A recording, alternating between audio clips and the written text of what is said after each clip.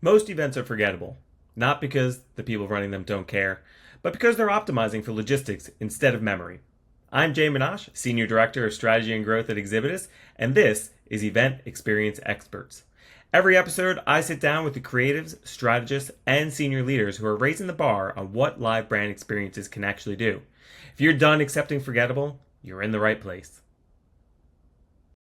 My guest today has spent 12 years running events for brands like Scotiabank and Intuit, and right now he's deep in the conversation every event team is having, but almost nobody wants to have out loud. What happens when you can't prove the event was worth it? He's currently manager of events at Point Click Claire.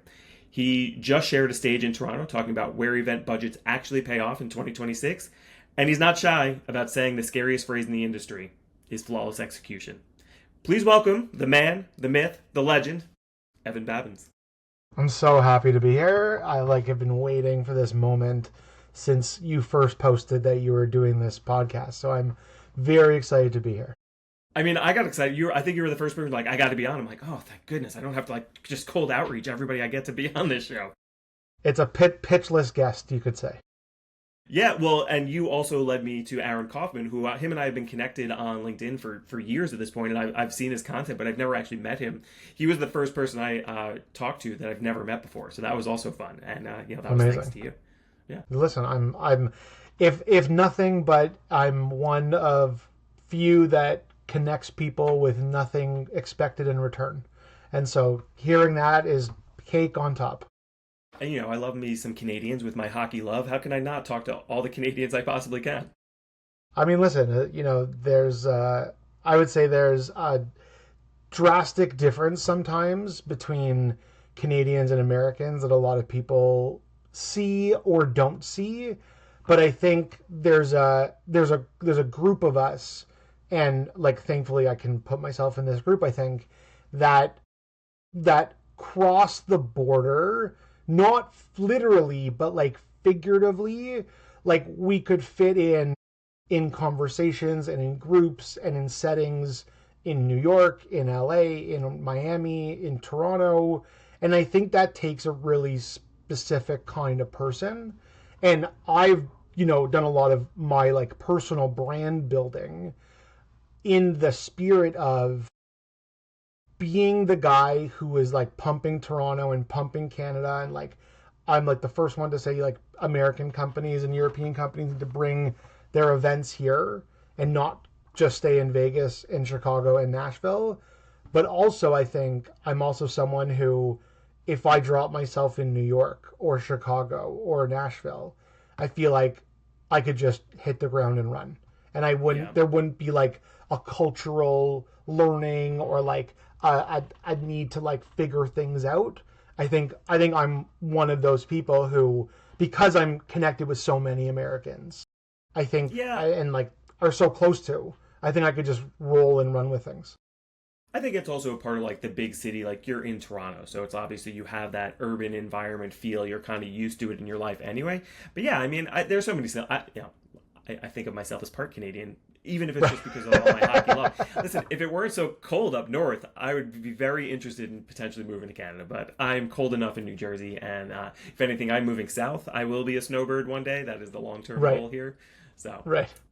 All right. Well, let me get to my first question. Well, yeah, I'm just going to get right in.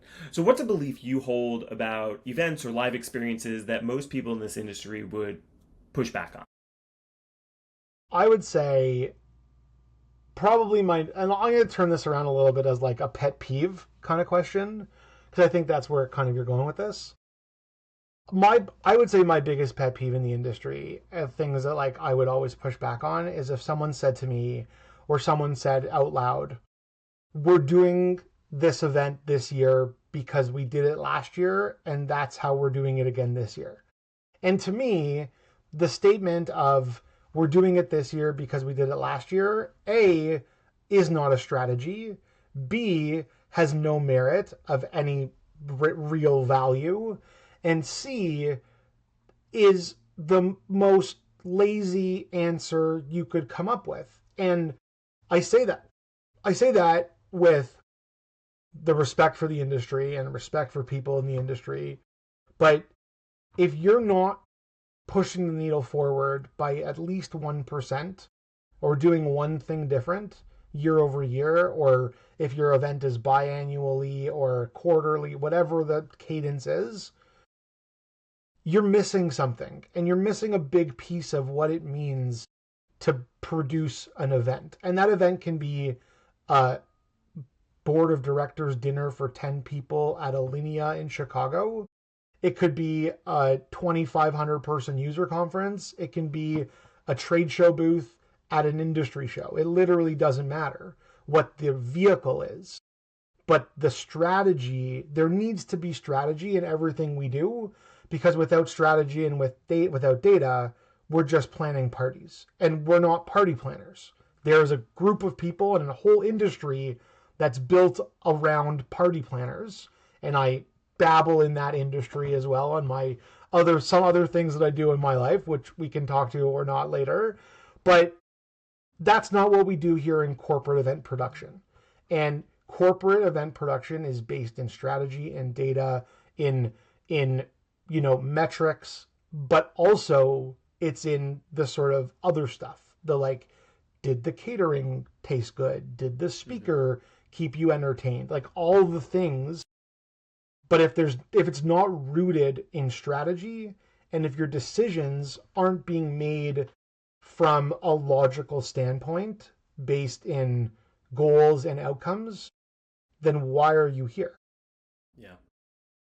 Yeah, there are a couple things on that. So, when I hear people say, "Well, we've always done it this way," it makes me want to vomit because it's like, cool. Like, yeah, we could always do it that way. And to your point, it's like you're kind of just coasting. Like, what are we really doing here? And if you're not rooted in that strategy, you don't have those objectives. And I hear it more and more. It's like, I'm amazed how many conversations start with like, "Oh, I'm not really sure." It's like, how are we having this conversation if you're not really sure? How have you not, because at the end of the day, you're going to be presenting to your CFO or the CEO or the board or whatever it is. And it's like, well, it felt great. And it's like, I get it. And I've had that conversation on this pod a couple times already. It's like the energy in the room does 100% matter. And that's how you truly know in the moment if things are working, you can feel it.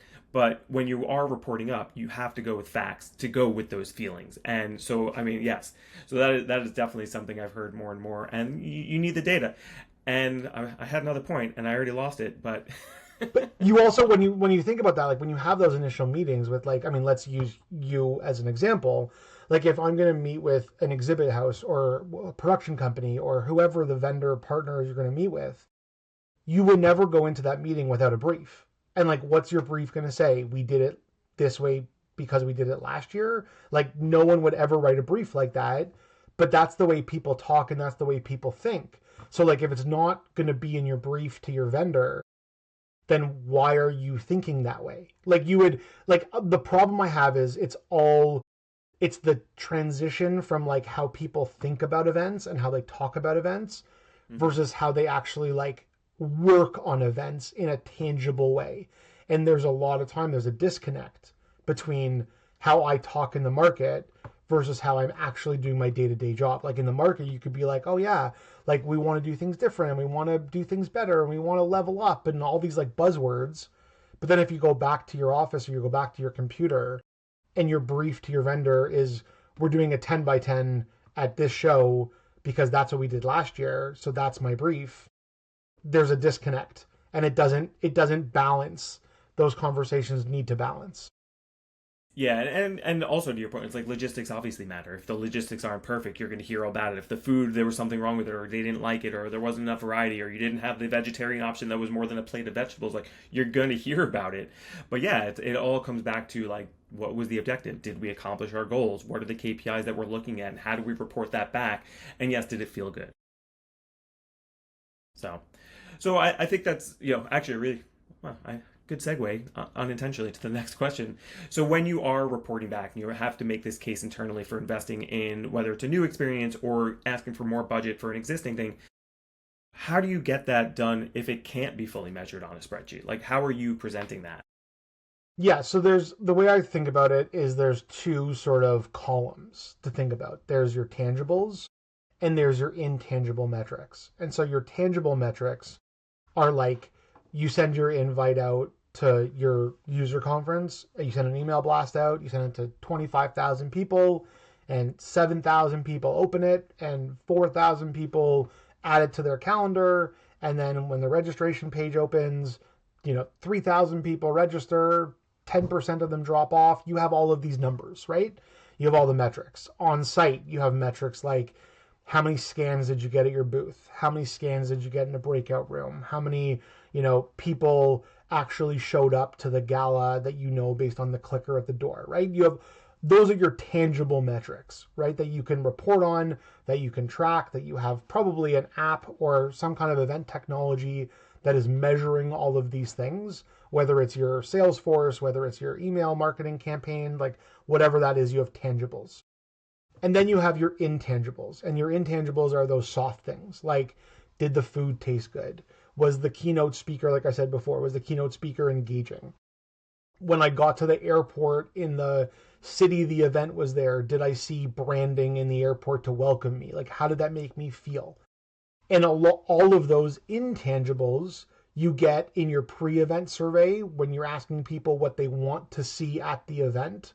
And then you get the answers in the post-event survey when you ask people, did we deliver on what you asked for? And how did you feel about the event in all of these different ways?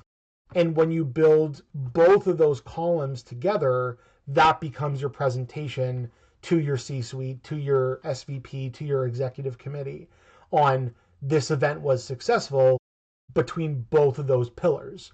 One without the other doesn't work, and both of them together need to be positive, or you're not going to get the investment in the following year for that event.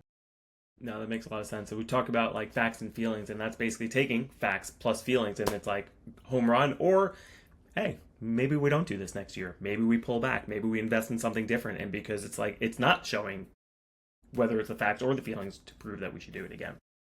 Yeah, exactly. And like I think you also need to be able, you could have the best numbers, you could have the best metrics, you could have the best responses on your post-event feedback form, like your surveys. But as an event producer, as an event manager, if you don't know the talk track and how to sell that story, because you're selling a story, like you're taking all these data points, you're taking all these responses from people that were at the event, and if you don't know how to sell that up to your executive team, your C-suite, your whatever it is, then you could have the best numbers and the best case for it, but you may not get the response you want if you don't know how to sell that response up. And that's something that I've learned over the years, which is like, you could have amazing feedback. You could even also have really bad feedback on the feeling side. But if your numbers and your metrics outweighs the negative feelings and there's positive feelings that outweigh the negative, then you can spin the story and you can turn that story around saying, listen, we had a couple of outliers. There's always going to be the people that, don't have enough celiac, bread on the breakfast buffet, or the bacon ran out on day 3 of a 3-day event, right? But if you can outweigh that with all the positive and with the great data, then you can eliminate the negative connotation and the negative feelings.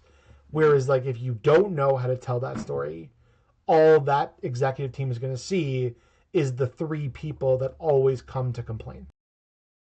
Yeah, well, I think the important part I'm taking from it's that selling part. And yes, you're an event producer. Selling is not anything to do with your title. And I want to say this quote is Jack Welch. It's like, nothing happens until somebody sells something. And it's true. And it doesn't matter what your job is, whether you're a teacher, you're a nurse, you're an event producer. There's going to be a part of your job where you are selling someone on an idea. And that is such an important, and it can't be a 30-page PowerPoint, like where they're digging through information. You have to summarize it in a one-pager where it's like, this is what we did. Here's what we set out to do. Here's what we did. Here's what we expect the outcome to be and what that value for your investment. And it's not always a direct ROI. It could be a long-term, growth strategy. It could be moving things across the pipeline. But you have to have that very clear story, to your point, of like, this is what we set out to do and we did it. And everything marries up. And then, hey, you want to dig into the details? Let's go into the details. But what is that 3-sentence, like, we did it blurb that you're going to get across? Yeah, and that's really what I think a lot of people struggle with, that paring back and being specific and being succinct. And like I'm guilty of it all the time too, where I just like to ramble and like to talk and tell big stories and make probably a 5 minute thing into 20 minutes. And there are times and places for that to be there, but if you can learn to really hone in on what you're there to do and what the purpose of that meeting is, then it will go a long way, and it will make the executive team feel like you're not just an order taker, where you're actually a strategic partner and you're sitting at the table because you deserve to be there and because you've worked to be there, not just because somebody invited you to present a slide. So I think there's a big difference there as well too.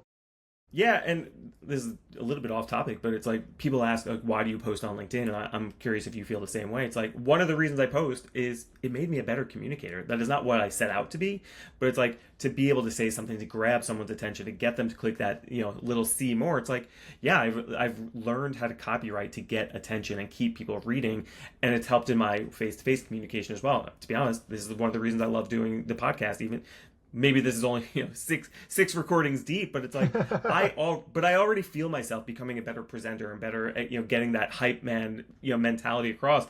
I got a pitch later today. I'm excited. I wrote an intro for it. I never write intros. I usually just here's what we're here to do, tell them the 3 things, move it to the next person. I'm gonna get them hyped up like I do an intro for this podcast. And it's like, this is why these little things make a difference in how you communicate. And doing a Toastmasters for any event person, I highly recommend it. I will tell you, it scares me to do things like that, which feels weird to say out loud because I present in front of people all the time. But it's different when it's I don't know what I'm talking about. You put me on the spot. I may not be as comfortable as when I get to prepare. But all this to say, it's you need to be able to sell, and you need to be able to communicate quickly and efficiently and purposefully. 100% agree with all of that. So we were talking earlier, and I love this conversation about when you're in the room, you can feel the energy, you look at the faces, you see people leaning in, the event is doing well. But what's the difference between an event that gets talked about in the room and you feel that energy versus one that you see the results even 6 months later? I think, and this is going to be a crazy plug, I think a really great example of this was what we saw this week in Nashville with Cvent. And I think I wasn't there, and I wanted to be there. For whatever reason, it didn't work out. And all week leading up to it, I was like, I'm so excited to see what everyone's going to post about when they're in Nashville for the event. And nobody knew what Cvent's plan was, obviously, to do their rebrand and to do it during Reggie's keynote, in his 45-minute keynote, do an entire flip of their rebrand across all the platforms, across all their branding. And I think this is an assumption. This is my take from Toronto looking at what's happening in Nashville. But I would venture to say that had you been in that room when Reggie was talking, you would feel 10% of what was happening, because you saw on screen the branding change and the font change, and then you saw the lighting in the room change from blues and purples to the greens. What you didn't know was happening was everything outside of that ballroom. And when you walked out of that ballroom, and again, I can only imagine that the 10% feeling became probably 140% feeling when you walked out of the room and you saw that everything had changed in 45 minutes. The branding, the lanyards, the t-shirts, everything was totally changed. That is a measure of the feeling in the room and how you know that something special has just happened. And I think there are very few companies who could have pulled that off the way that they did this week. So, snaps to Cvent and the team. But I can, from 30,000 miles away or however far Toronto is from Nashville, I felt like only a small percentage of what had happened, seeing it on social, seeing it on Instagram, seeing everyone's posts on LinkedIn. But if I had been in the room, I'm sure you would have felt that energy, you would have felt the shift. And I think that's an amazing accomplishment. And I don't think a lot of people could pull that off and get that energy and that feeling the same way. But I think this was obviously planned for months and months out in a massive secret. And like had being in that room, I think you would have felt the magic and you would have felt the energy.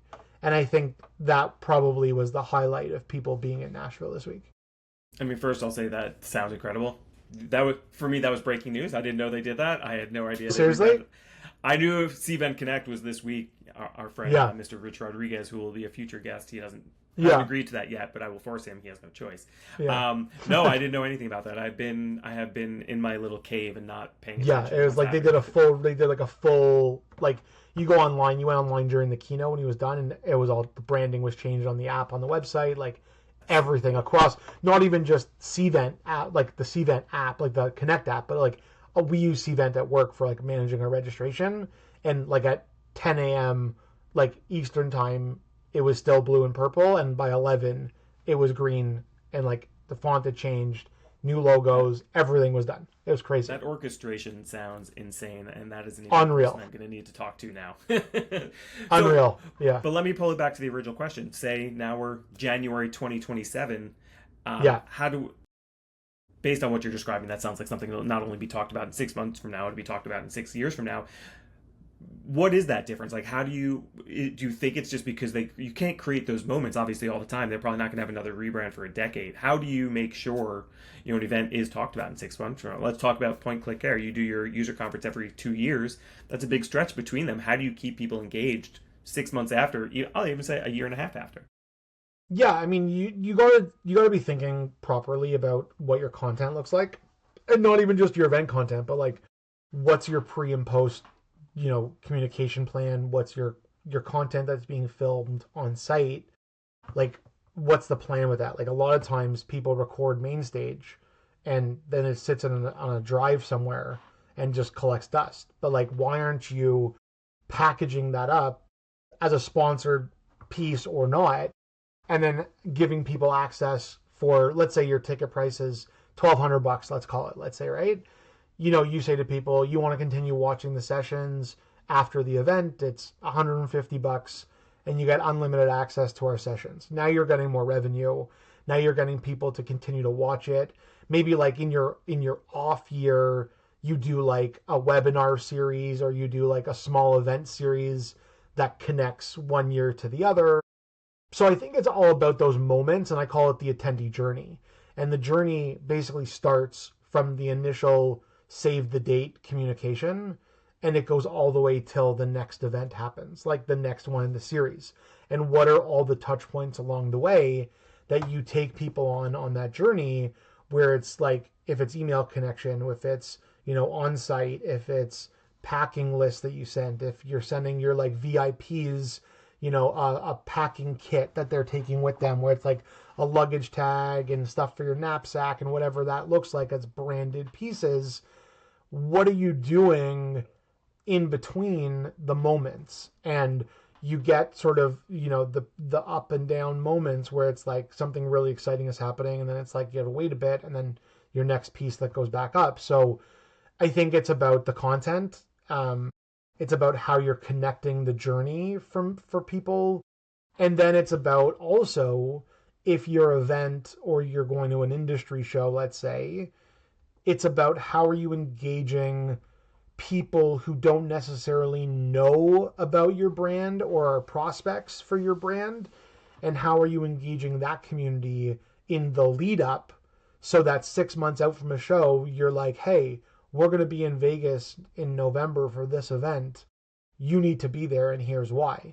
And then as you get closer, you're like, more communications. You get to the show, hopefully they're there. And then it's that post-event, like, thanks for being there. We want to connect with you after. We want to book meetings. We want to book demos. All the stuff that you need to make that prospect into a buyer. But it's all about the touch points along the journey. Yeah, no, I really like that. I think it makes, when you're talking about an event, it's never just those 3 to 4 days. You have to have the plan for what are you doing to get them excited? How are you staying in touch afterwards? So it's not even that you're making them talk about the event or remembering the event 6 months later. It's like, we're just never stopping. Like there's that continuous stream of thought of connecting, whether it's direct connection and sending an email or getting them excited, or it's like something, a social media post or an ad that happened to, hey, it just hit you at that right time. It's like, wow, that's amazing. It's perfect timing. I always laugh when people are like, oh my God, you emailed me perfect timing. My joke to myself and any other salesperson that'll hear this is like, yes, that 847th email was perfect timing. It works. You just want to make sure you're not going too much that you're getting put into people's spam filters. There is a fine line between selling or marketing and stalking, and yes, you have to dance Right. on it, but don't cross over it. Exactly.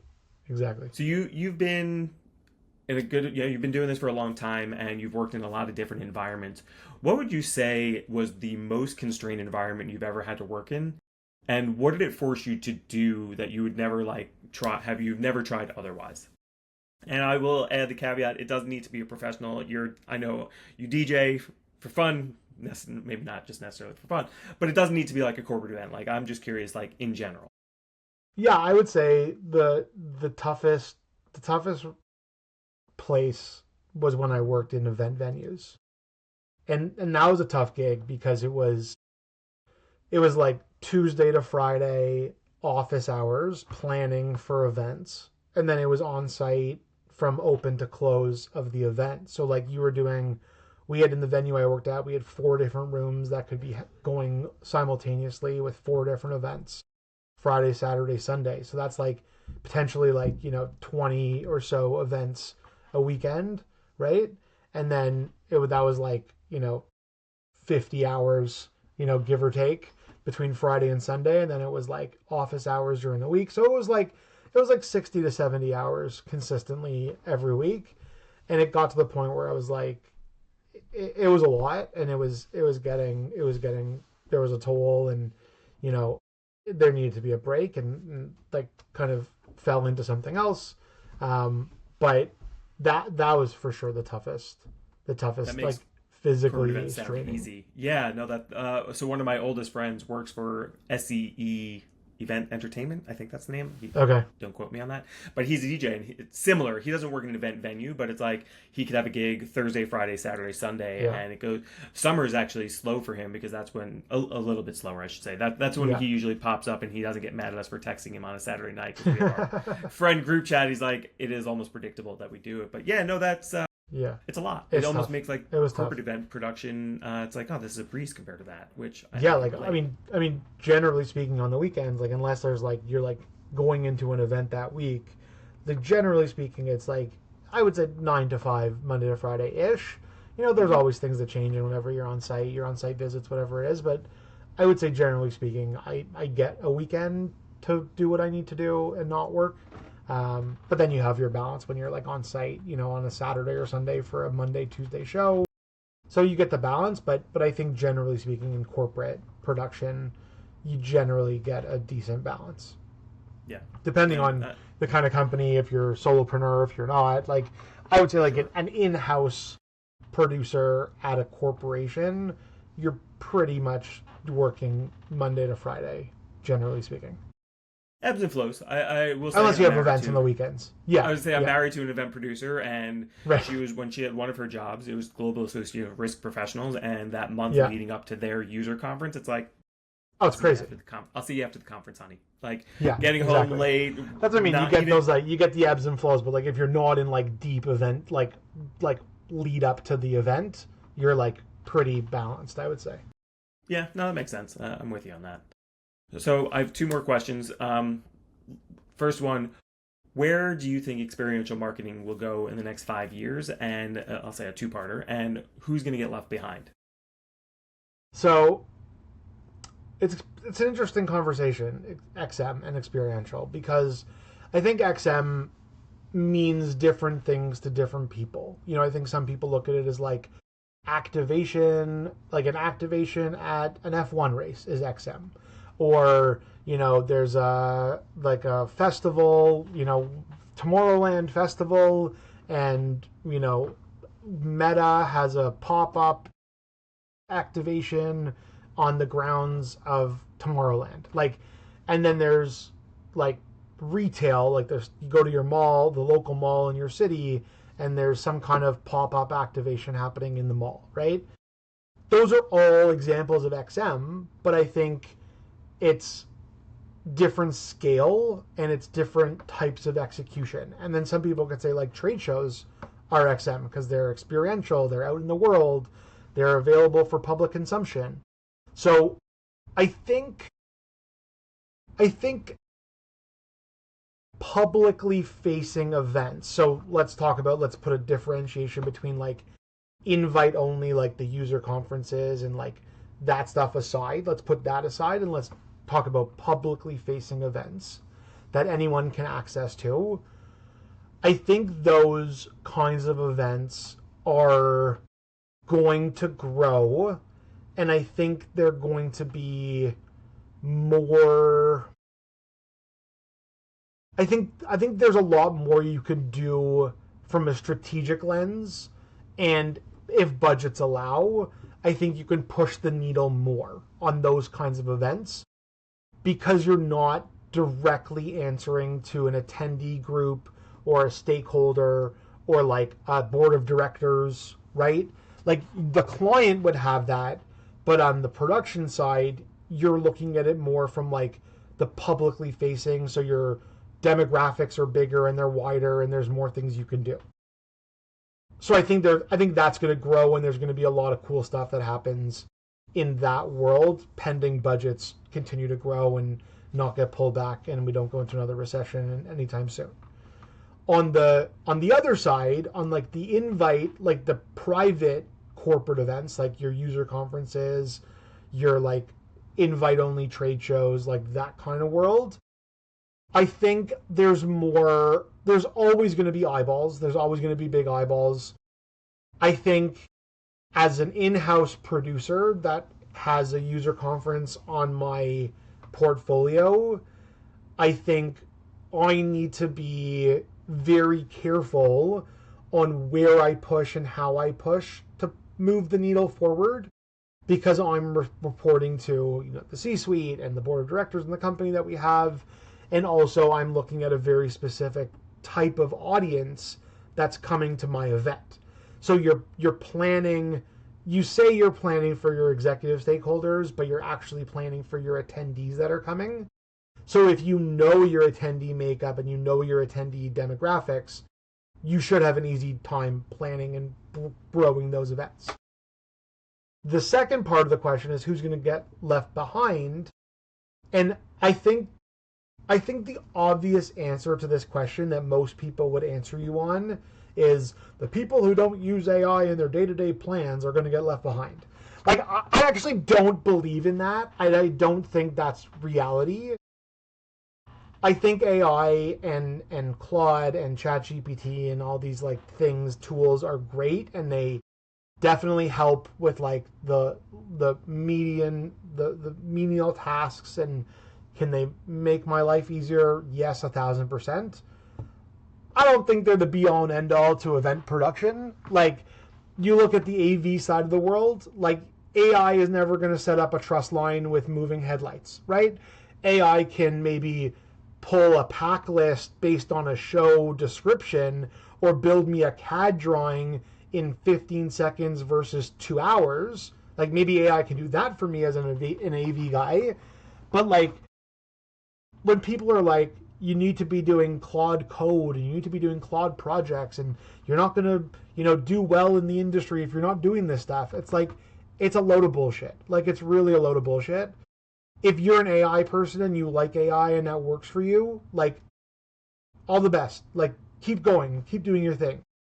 But if you're not that person and you don't get it, you don't understand it, I don't think you'll be left behind. And I think that's a big issue in the industry that a lot of people are saying, that if you're not, you're not doing Claude coding and Claude isn't controlling your whole life, like, you're going to be left behind. Like, I think that's BS. Where I think people will be left behind is going back to the beginning of the conversation. If your mindset is, we're doing it this year because we did it last year the same way, if that's your mindset, if your mindset is, I don't know how I can move the needle forward, if your mindset is, a procurement manager told me that we can't sign this contract because it's $5,000 more than our threshold is. If that's your mindset and you don't push back on that, I think that's the difference, and that's who will get left behind. Is not the people who are sitting on AI all day and sitting on apps that are going to do stuff all day. Like, that's not the answer for me. It's if you're afraid to push, if you're afraid to bring the industry forward, if you're afraid to not do everything in your power to make your mark on the industry and to leave a legacy, if you're afraid to sit in your box in your 4-line job description and just say, well, that's what I'm doing and I can't think outside of that and try to grow and do things that are different. If you don't go to industry events to talk to people and to meet people and see what the industry is doing, I think those are the people that are going to get left behind. And everybody else who's doing all of those things are the ones that are going to succeed and the ones that are going to keep going forward. Yeah, I think you summed it up perfectly in saying it's like if you're not adapting and evolving, whatever that means in your field or your event, you're going to be left behind. And I think I heard you said this several times, closing out that question, like if you're afraid. I heard this quote the other day. It was a really good question. It's like, well, what would you do if you weren't afraid? And I was like, it's such a powerful question if you think about it that way. And actually, I say that to my kids all the time. I'm like, listen, you can be scared, you can be afraid. Don't let it stop you. It cannot be the thing. And I thought that, this is a couple of years ago now. I went to Zion National Park and we did Angel's Landing, and it's the scariest thing I've probably ever done in my life. And I'm like, cool, I could die at any second now. And I said to my friend, I'm like, hey, probably at least 3 times, like, if you want to turn back, I'm just going to let you know I'm totally okay with that. I'm like, but the reality was, it's like, I would not be following my own advice if I turned around. But it's like, yeah, it's like you got to push forward. You can't let fear stop you. You have to adapt. You have to evolve. I will say, Claude helps me quite a bit with my job. It makes me more efficient. If I don't have someone I can talk to in that moment, it is my thought partner. But yeah, it's never going to replace people. I think that fear of AI is going to replace all these people is very quickly falling aside, because it's like, the fact is, AI is stupid without the master, which is us, running it. And maybe that won't be forever. Maybe this will be iRobot and the machines will take over one day. But I think it's a tool. It can't replace human beings. And I think a lot of companies have realized that very quickly. And I wish I had the stat off the top of my head, but I forget what company it was. But they cut like 20% of their workforce, and they're like, AI agents, we got this. And then within 6 months, they're like, yeah, that actually cost us more money and customers, and that was a huge mistake. So it's like you need that expert level layer over AI. And fact of the matter is, if everything becomes AI at the entry level, it's like, well, what are you doing in 5 years from now when you don't have the people that are going to be that next layer who are stepping up? But yeah, I mean, I guess all that to say, it's like AI is not all of it, and the real reality is you will be left behind if you do not adapt and evolve over time. Learn something new. I always push with my team. It's like, listen, spend 10% of your week focusing on building a skill. You choose the skill, but do something to educate yourself, to make yourself better at your craft, or I don't even care. I almost cursed. My marketing ops person will be very proud. I held that one back. But it's like, think about how you can evolve yourself, because if you're not adapting and evolving, again, I'm going to say it 100 times, you are going to be left behind, and you have to focus on yourself and growing whatever skill that is, personal or professional. So that was a really good answer. Yeah, all love right, it. my last question, it's choose your own adventure on this one, Evan. Who is a person or company that we should be looking out to see what they're doing, how they're doing events, or is there an event you've seen that you're jealous you didn't produce? It's a great question. Can I answer both questions, or do I have to pick one? Yeah, we got time. Go for it. I would say when I used to, like, when I was interviewing earlier in my career, the question always came up, like, if you could, produce any event, what would that event be? And my answer was always the same. It was always the NHL All-Star Weekend. And I think that marries together, like, my love of hockey, my love of event production.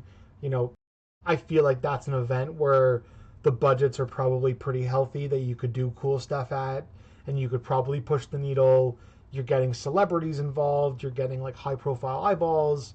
So I think, like, if I could, an event that I want to produce that I don't produce would be I would probably still say the NHL All-Star Game. Maybe now I would say, an F1 race, because I'm now become a big F1 guy.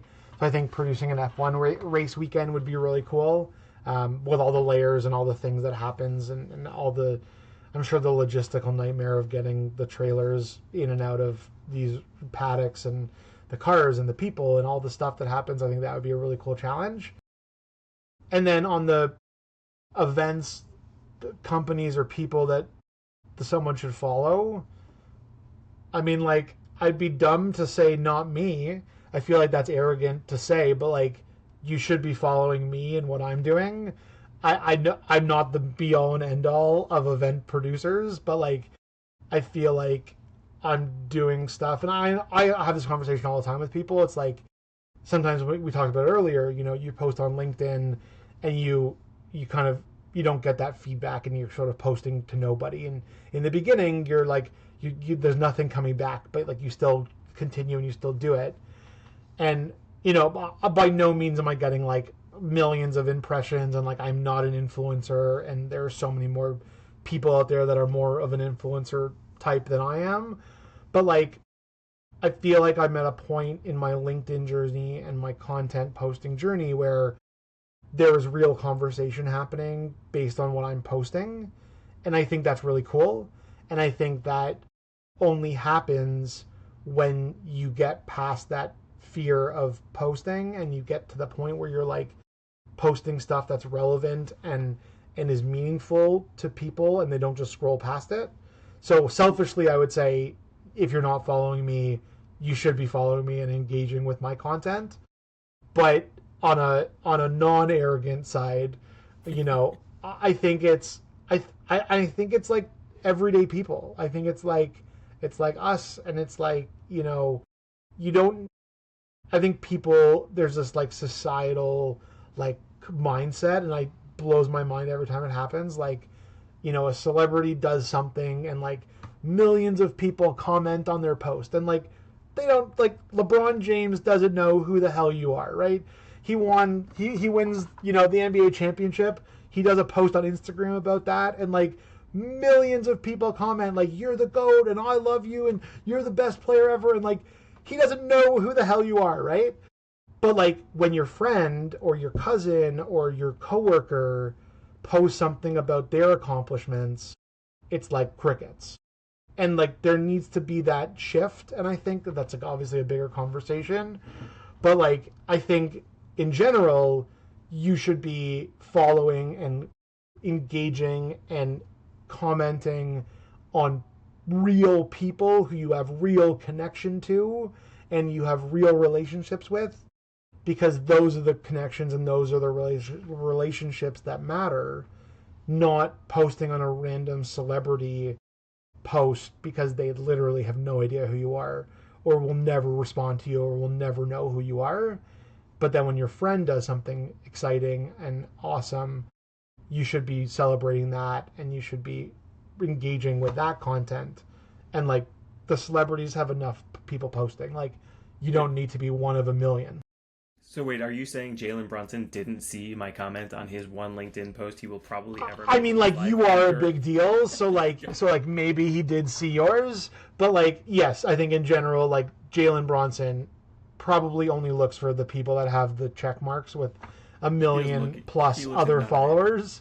Yeah. But like, you know what I mean? But I think that's like, I think that hits in a lot of different places, right? It's like, you did something cool at the office, and like, you want your team to celebrate you, right? You want to be recognized by the people who you think care about you. But the reality is that people care more about people who they will never meet and they never will know. And I think that as a society needs to change. So I appreciate your comments and your likes on my content every single time they come. Listen, you're a great follow. I have the bell rung, so I get notified every time you say anything ever, to make sure I'm on top of it. And I will say, I did once get a reaction from PK. No, it wasn't PK Subban. Why am I blanking? It was Kevin, who's the NHL insider, the former goalie. Kevin Weeks. He reacted to one of my posts one time, and it was because I posted about. Have you ever seen the games on Nickelodeon that they do that are like fully animated? Yeah. So it was the Rangers Caps game, and I was like, "This is the coolest thing ever," and it was actually really lifelike. But yeah, I got a Yeah. reaction from That's Peter cool. Weeks, and I was like, That's probably the This only is amazing. celebrity, NHL Yeah. celebrity, or not. Yeah. But yeah, no, I think that's a good point. I really like that. Yeah, following people and showing support. I don't know if you're on Threads, but it's one of my favorite things about Threads. It's like it feels like such a supportive platform. Although I had to delete my post yesterday because I made a joke that I thought was funny, but it was not funny. And you know how I measure that? Rich Rodriguez laughed at it and That's comments. the I'm like, answer. I gotta delete this post right now. You're in. You're in. That's And the money I will shot. close with that. Rich Rodriguez, you should, if you're following him, you should unfollow and definitely do not follow him. And that is how I will end this podcast. Evan, thank you very much. No other way to end it. Yeah, right. And I'm going to make sure he will now have to listen till the very end of this to hear that little plug of do not follow and unfollow him if you already are. But Evan, this was a pleasure. Glad you hopped on and you were like, yes, I need to be on this wonderful podcast. And hey, you're guest number 6. Of hopefully 600. I'm gonna just keep. I love it. 6 million. Yeah, I'm hoping this would be. Maybe I'll be a Joe Rogan professional podcaster one day. We'll see. That'd be cool. It was a pleasure. Thanks for having me on. If you walked away with one thing you'll use, we did our job today. Event Experience Experts drops every week. Subscribe wherever you listen to podcasts and check us out on YouTube if you want to watch. I'm Jay Minash. See you next time.